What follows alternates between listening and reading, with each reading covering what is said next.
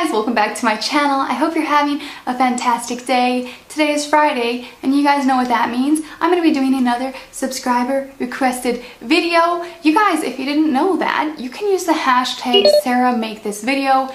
Hit me up on Twitter, Instagram, or Facebook and send me a video submission of a video that you would like to see, and I will pick my favorites and I will make those videos every Monday and every Friday. Today's video is going to be all about the German language. I got a few requests for a German video, like my experience with German, learning German, all that kind of good stuff. So I got a video submission from Matilda and I'll put that in right now. Hello Sarah, I would like to see a video about what you think about the language German, and it would be nice to hear you talking in German. And what do you think, it's hard to learn, or why you maybe don't like it, or all these things? That would be great.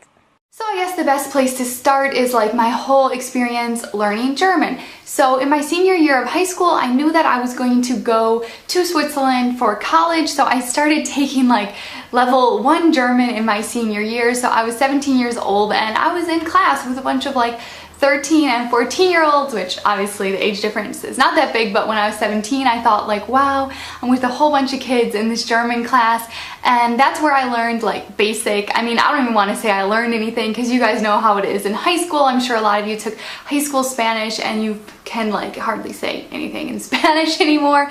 So that's kind of how my German class was. I might have learned to count to 10 and a few colors, but really guys, I didn't take much out of that at all. I mean, I was a high schooler. Do high schoolers really care about what they're learning? I guess some do, depends on the people, but for me, I was all about getting out of high school. I always liked school, but I was just just gotta pass. Passing is always easy for me, so I didn't take the class too seriously, but I did learn a little bit of German. So after I graduated high school in 2009, I moved over to Switzerland, and yeah, to the German part of Switzerland, and I was yeah, I know German. I learned how to say hi and colors, and I'm gonna be just fine over here. And boy, was I wrong about that.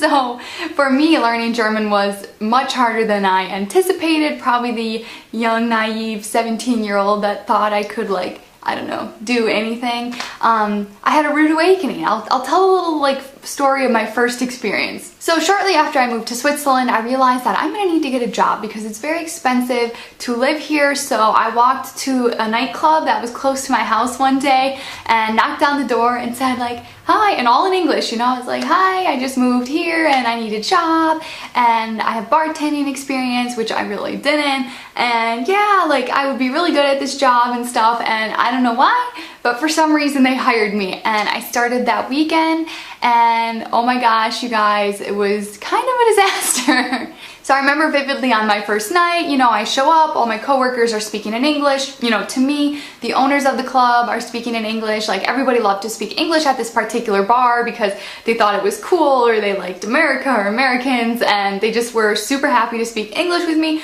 So I was really excited until the nightclub opened and all the people started to pour in and talk to me in German, Swiss German actually, as I'm sure a lot of you guys know, because they do not actually speak German in Switzerland. They speak an extremely strong dialect that is more like its own language. So the club opened and people started to pour in, and one of the first things I remember is somebody coming up to me and trying to order a beer. Now, I didn't know he was trying to order a beer at that time. I had no idea what he was saying. What I know is English, you say beer. German, you say Bier. And in Swiss German, they don't order beer, they say Stange. So the guy comes to the bar and he's Stange, Stange. And I'm what is he saying? I'm going up to my coworkers what is this guy saying? And they're laughing, they're he just wants a beer. I'm Stange, that's not beer I learned in German, and I just realized this is gonna be really hard, way harder than I thought. And yeah, sometimes the people were not always that patient and nice at that nightclub. They would start yelling at me, and that is basically how I learned. So a few more examples from that job. English, straw. German, Trinkhalm. I sound so stupid. Swiss German, Rolli. And I sound so stupid. Matthias is laughing. Rolli. I don't know. They don't roll it that much. Rolli, Rolli. I don't even know. More. Matthias, you say it. Röhrli. Yeah. It's even hard for me to pronounce to this day, but at least I can understand it. But basically, you guys hear the difference between Trinkhalm and Rulli. I had no idea what I was in for. I didn't know Swiss German. It was so drastically different than regular German. Another fun example, guys. This is gonna be a fun video. I remember when somebody came and they were trying to ask for a Kleenex or a tissue. So, English, tissue. German, they would either say Tempo or Taschentuch. Swiss German, Nastückli. And it's even hard when the word isn't even a German word. So what I mean by that, somebody tried to order a Ballantines and Coke. So Ballantines is a type of whiskey, but they don't pronounce it Ballantines, they say Ballantines, and I had no idea what he was saying. And it sounds so silly to me right now because it sounds so similar, but when you're in a nightclub, and this was a loud nightclub, like this was not like a quiet bar, it was a pitch black nightclub with just like the disco lights, and it was extremely loud. You know, there were very loud DJs every night, and somebody's coming to the bar, they're like, Ballantines me cola, Ballantines me, I'm like, what are they saying? And then I figured out, and I'm like, oh, Ballantines! And I probably sound so stupid, but yeah, you guys, even if the word is not, you know, some weird Swiss German word, you can struggle when you have no clue what people are saying. So yeah, just funny little examples, but you guys, that is literally how I learned German. I got that job, I had many nights of people yelling those words at me like Stange, Nastückli, Rolli. And eventually I started putting things together and I started to learn magically. I have no idea how, but it was really weird the first time when I would all of a sudden just say something in German and I didn't translate it in my head anymore. I just started to say it because I had picked it up somewhere. And the moment that started to happen, I was like, okay, I think this is what it feels like when you can kind of speak another language, because you're not translating things in your head anymore and you're not really thinking of the words, you just kind of know them because you've heard it somewhere and you just kind of start to put it together. So I did start feeling that happening, but it took me about 2 years. But the main issue is because, like I'm trying to explain to you guys, they don't speak German in Switzerland. So I shouldn't say they don't speak German. All Swiss people, they can speak German. They write in German. They go to school in German. All the books are in German. But when they talk to each other, they use their own dialect, and that's just how it is. And it's kind of hard for foreigners like me with their little bit of German thinking that they're going to get by, and you pretty much have to start completely over. So Matilda was also asking just what I think of the German language and like what did I think about learning it, and I'm gonna sing this part in German for you guys. Are you ready? Are you ready for this? Also, Mathilde fragt, was ich über die deutsche Sprache denke. Ich finde die deutsche Sprache gar nicht einfach zu lernen. Vor allem in der Schweiz, weil die meisten sprechen gar kein Hochdeutsch, sie sprechen Schweizerdeutsch. Schweizerdeutsch. Ich glaube, in Deutschland wäre es viel einfacher für mich, wenn du... My mouth hurts. Let me get these thoughts out, you guys. Wenn du richtiges Deutsch lernen willst, schlage ich vor, nicht in die Schweiz zu kommen. Im Moment kann ich Deutsch und Schweizerdeutsch verstehen, aber ich spreche gar nicht gerne. Gar nicht gerne. Ja, ich denke, meine Aussprache ist gar nicht so klar und auch nicht so schön.